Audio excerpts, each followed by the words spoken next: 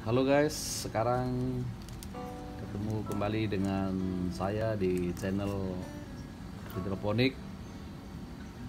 Hari ini saya memulai untuk penyemaian pakcoy dan sesin. Sebelum kita mulai penyemaian, kita harus siapin wadahnya. Ini dari plastik yang biasa saja ya, baru siapin rokul. Dan rokolnya ini kita lubang-lubangin semuanya untuk isi bibitnya di dalam. Setelah kita lubang-lubangin, nanti bibitnya kita isi. Jadi ini dia bibitnya ya. Jadi ini kebetulan bibit sesin dan seperti ini, jadi kecil-kecil ya. Satu lubang itu bisa kita isi 1 atau 2 butir bibitnya. Jadi tidak boleh banyak-banyak karena sayur sesin ini juga dan pakcoy itu bisa besar. Jadi kita harus isi satu-satu. Jadi kita ambil isi satu semua, satu atau dua. Setelah kita isi semuanya bibitnya ya, harus diperhatikan sampai masih ada yang di atas. Kalau ada di atas, kita tekan-tekan supaya agak masuk ke dalam. Setelah semuanya sudah dilihat dan disemai, baru kita semprot pakai air ya. Ambil semprotan seperti ini yang halus supaya semuanya basah. Semprot sampai merata ya, sampai merata. Apa? Karena rokol tadi masih kering, jadi setelah kita semprotin ini supaya basah atau lembab. Jadi dengan kelembapan itu benih yang di dalam cepat berkembang atau berkecambah. Lalu setelah kita semprot seperti ini sudah sampai merata, kita ambil plastik ya, plastik apapun bisa, tapi kalau bisa yang warna hitam supaya situasinya gelap. Jadi kita masukkan seperti ini, kita bungkus ya, bungkus. Ada kebetulannya plastiknya kecil, jadi saya ambil 2, kita bungkus seperti ini.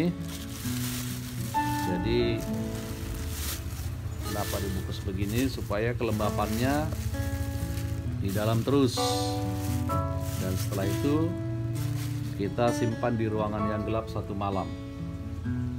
1 malam disimpan di ruangan gelap. Setelah itu baru kita buka supaya pertumbuhan benihnya lebih bagus.